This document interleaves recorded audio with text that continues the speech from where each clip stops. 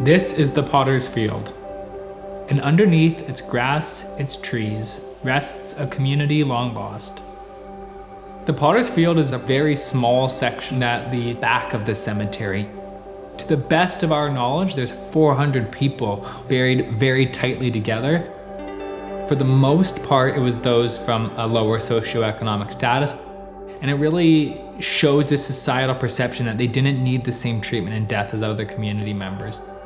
The main part of this research is telling the stories of community members whose stories have largely been erased. This is the burial register for the Ingersoll Rural Cemetery. Every single death is listed here. For people who are able to pay full price for their burial, we have the exact lot number.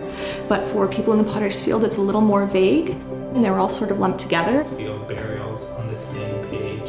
Cause of death unknown, name unknown. I was pretty shocked by this book to see just how many entries there are.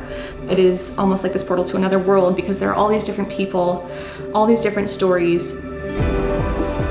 Almost everybody who's walked through the cemetery has told us that they never knew there was graves in this section. We have an opportunity to learn how we've approached impoverishment as a community before and what lessons we can learn.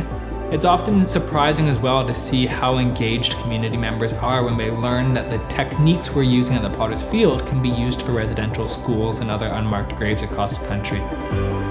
As an archaeologist, finding methods for non-invasive archaeology is really, really important. We're using a variety of different geophysical and remote sensing techniques that generally identify changes in the soil that allows us to make a map to try to identify burials.